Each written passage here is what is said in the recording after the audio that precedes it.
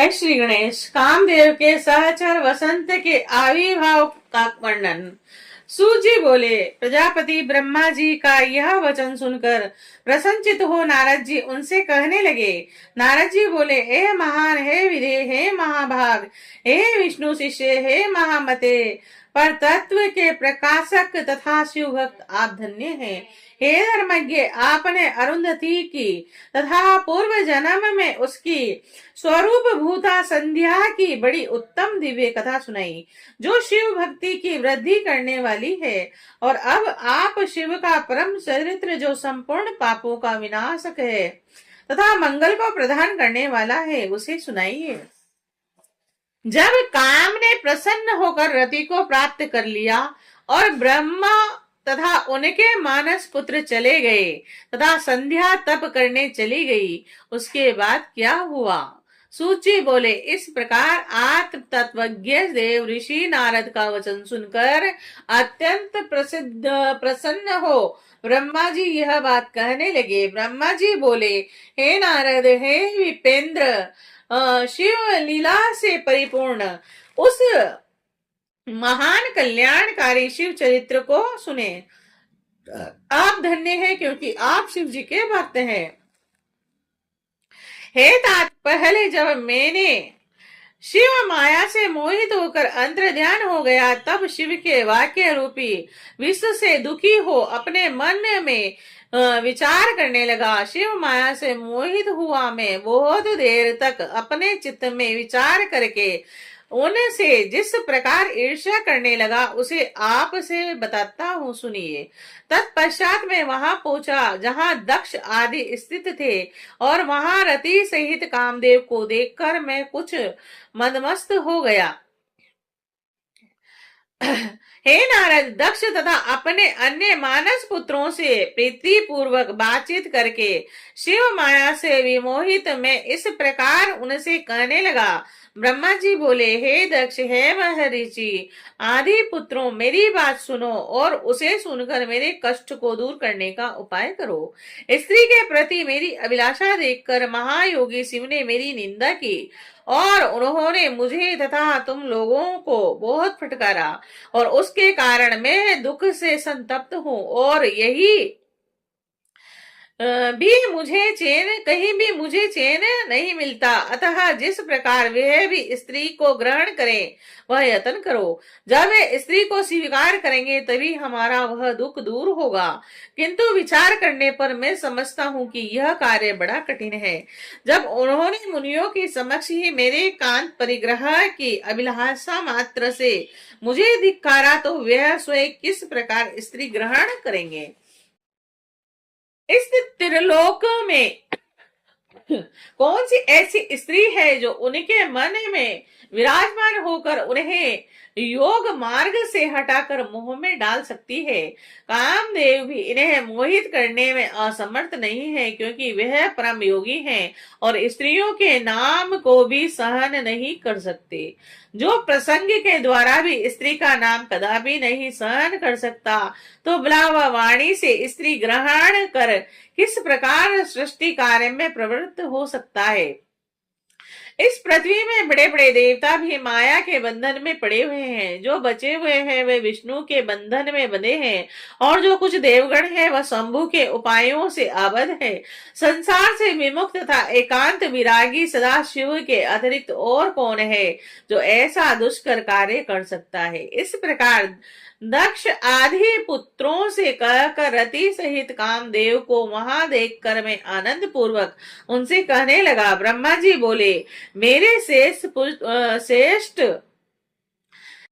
पुत्र है कामदेव, और तुम सभी प्रकार से सबको सुख देने वाले हो। हे पितुवत्सल, तुम अपनी पत्नी सहित प्रसन्नता पूर्वक मेरी बात सुनो। हे मनोभव, तुम अपनी इस सहचारिणी स्त्री के साथ जिस प्रकार शोभा पा रहे हो, और यह भी वैसी ही है, तुम्हें पति रूप में प्राप्त कर अति शोभित हो रही है। जिस प्रकार महालक्ष्मी से भगवान विष्णु तथा विष्णु से महालक्ष्मी, एवं जिस प्रकार रात्रि में चंद्रमा एवं चंद्रमा से रात्रि सुशोभित होती है, उसी प्रकार तुम दोनों की शोभा है और तुम्हारा दाम्पत्य भी अलंकृत है। इसीलिए तुम इस जगत को जीतने वाले विश्व केतु हो जाओ। और हे वत्स, तुम संसार के हित के लिए महादेव को मोहित करो, जिससे प्रसन्न मन वाले शंकर शीघ्र विवाह करें। निर्जन वन्य में, उत्तम प्रदेश में, पर्वत पर अथवा तालाब के तट पर जहां भी शिवजी जाए, वहीं तुम अपनी इस पत्नी के साथ जाकर इन जितेंद्रिय तथा स्त्री रहित शंकर को मोहित करो, और इस संसार में तुम्हारे अतिरिक्त और कोई दूसरा इनको मोह में डालने वाला नहीं है। हे मनोभाव, शंकर जी के अनुराग युक्त हो जाने पर तुम्हारे भी पाप की शांति हो जाएगी। अब तुम अपना हित करो। यदि महेश्वर सानुराग होकर स्त्री की अभिलाषा करेंगे, तो वे श्रेष्ठ शिव तुम्हारा भी उद्धार कर देंगे। इसीलिए तुम अपनी स्त्री को साथ लेकर शंकर जी को मोहित करने का प्रयत्न करो और महेश्वर को मोहित करके विश्व के केतु हो जाओ।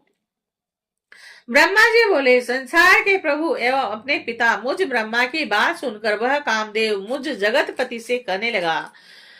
मन मथ बोला, हे प्रभु, मैं आपकी आज्ञा अनुसार शिव जी को मोहित करूंगा, किंतु हे भगवान, स्त्री ही मेरा मुख्य अस्त्र है। अतः शंकर जी के योग्य स्त्री का निर्माण कीजिए, जो मेरे द्वारा शिव जी को मोहित करने पर उनका पुनः मोहन कर सके। हे धाता, इसका उत्तम उपाय अब कीजिए।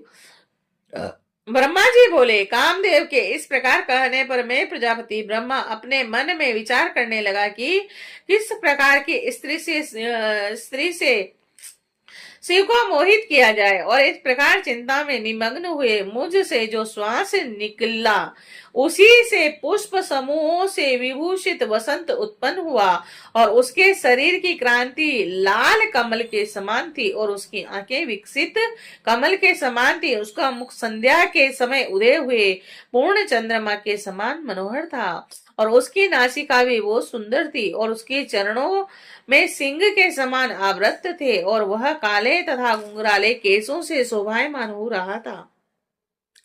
संध्याकालीन सूर्य के सदृश दो कुंडलों से वह सुशोभित था। मत वाले हाथी के समान उसकी चाल थी, और उसकी भुजाएं लंबी तथा मोटी थी। उसका कंधा अत्यंत ऊंचा था, उसकी ग्रवा शंख के समान थी, उसका वक्ष स्थल बहुत चौड़ा था, मुखमंडल स्थूल तथा सुंदर था, और उसके सभी अंग सुंदर थे।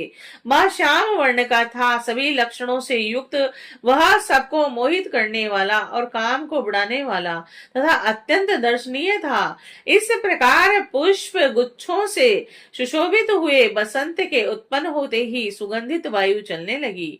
वृक्ष भी फूलों से लद गए, और सैकड़ों कोयले मधुर पंचम स्वर में बोलने लगी। हे बावलियां, विकसित तथा स्वच्छ कमलों से युक्त हो गई।